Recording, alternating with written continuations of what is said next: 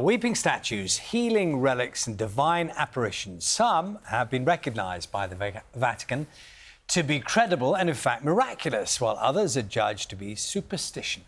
Well, the Vatican is today releasing new guidelines on supernatural phenomena to help church officials report cases.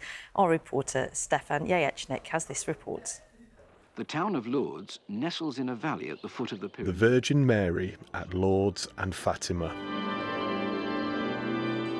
Hugely important places of pilgrimage for the Catholic Church. There are sites like this dotted all over the world, where Catholics believe supernatural phenomena, like apparitions of Mary, the Mother of Jesus, have taken place. But for every pilgrimage site, there are dozens of other sightings. Apparitions, weeping statues, and healing relics. But how does the Catholic Church decide which apparitions or supernatural goings-on are considered legitimate? While there is no department for the supernatural in Rome, nearly 50 years ago, authorities there drew up a set of guidelines for bishops who were given the responsibility of deciding this.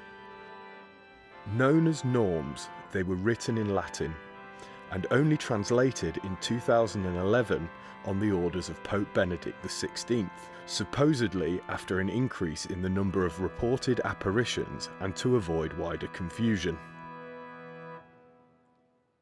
More than a decade on, this man, Cardinal Victor Manuel Fernandez, who leads the Vatican department responsible for religious discipline, has been charged with updating these guidelines. While the Catholic Church has been coy so far about what exactly will change, it's thought the rise of social media and an increase in the potential for stories to go viral is part of the move. Stefan Jajecznik, BBC News. Fascinating. With us now from Watford Theatre is Danny Robbins, writer and host of Radio 4's Uncanny podcast, which investigates chilling first-hand stories of paranormal encounters. Morning to you. I mean, there's a link between what you do and your investigations and what we're talking about in the Catholic Church, because it is a leap of faith, something that you choose to believe. What do you think will change today in terms of how it's defined by the Vatican? I think it's really interesting as a student of the paranormal. It's the first time in half a century that the Church is basically updating its policy on the paranormal. And there's this huge overlap, really, between what I do, looking at the paranormal and religion. We're trying to make sense of the universe. We're trying to make sense of what happens to us when we die, the meaning of life.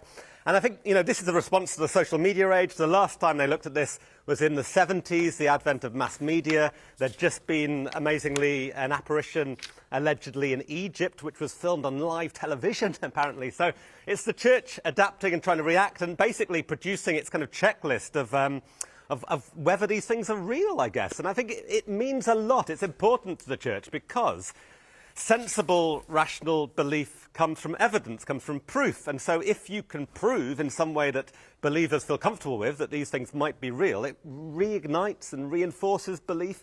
And at the same time, if they seem ludicrous, if they seem fraudulent or fake, it kind of detracts from the Church, I think. So the Church is trying to control the narrative here, I think, in the digital age. A lot of pressure on the bishops then to get it right, because there is criteria on the negative judgment, on the positive judgment, and it's not always definitive. So criteria that would lend itself to a positive judgment of an apparition, a serious investigation with moral certitude or at least great probability of the existence of fact. It's so hard, isn't it? I mean, on Uncanny, we talk about being team believer and team skeptic, and you try and examine these stories from both points of view. This is the Church doing the same, actually. And one of the criteria is that these things shouldn't be obviously done for financial gain. And I think that's a big one, because these are huge. We talk about paranormal tourism, about people going ghost hunting in pubs and stately homes. But this, I mean, that's nothing compared to this. I mean, if you look at Lourdes, the huge multi-million-pound tourism industry around that, in Knock, in Ireland, where they had an apparition, they built an airport there so people could come. So I think it's absolutely massive, and the Church wants to make sure that they are in charge of how these things are defined. Morning to you, Danny. It's Charlie here. I'm just thinking that if the Vatican were to say officially that they accepted that a statue of the Virgin Mary did weep, I mean, that would be extraordinary, wouldn't it? I mean, so many people would... That place would become a shrine in itself, wouldn't it? It would be an extraordinary thing.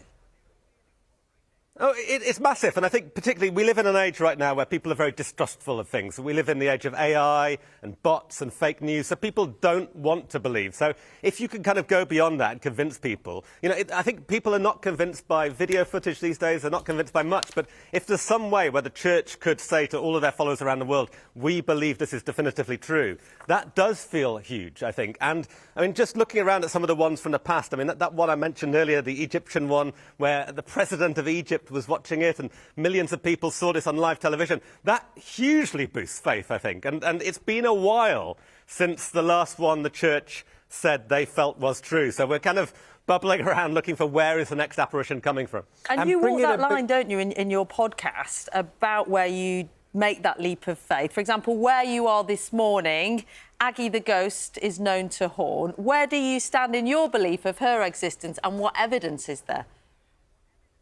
Well, it's a good one, yeah. I'm rehearsing for my Uncanny live tour at the moment here in Watford, and it is this great old theatre, and Victorian theatres seem to always come with a ghost. It's like a kind of industry standard. They need some sort of grey lady or something like that.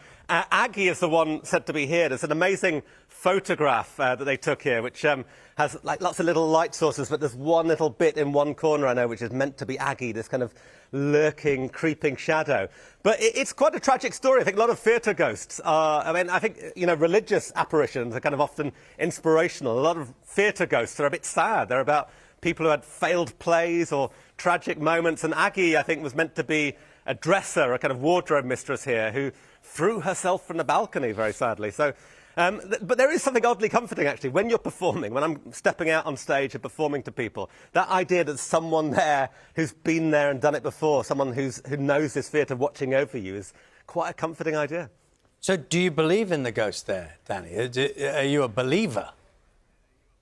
Oh, gosh, that's a big question. I always say I'm a sceptic who wants to believe. I would love this to be true. And I think, for me, a big part of why I'm interested in the paranormal kind of links back to the fact that as a kid I was brought up as an atheist, and I had Catholic grandparents, and I used to go to their house and see all of these bits of belief, the kind of paraphernalia of belief, pictures of the Pope, pictures of monks and nuns, and I was intrigued by the idea that there was something more out there. And I think a lot of us feel like that at the moment. I think we live in an age of fascination with the paranormal. That is probably why the church is updating their guidelines as well. People want to believe right now. We live in an age of chaos and uncertainty and, sadly, death, with COVID and climate change and war kind of making us face our mortality.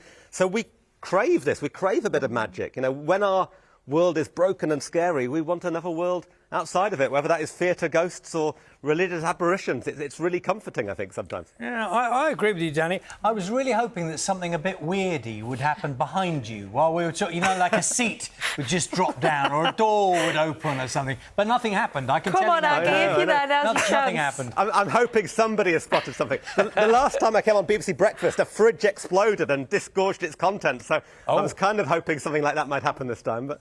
who knows? Yeah. Who knows? Who knows?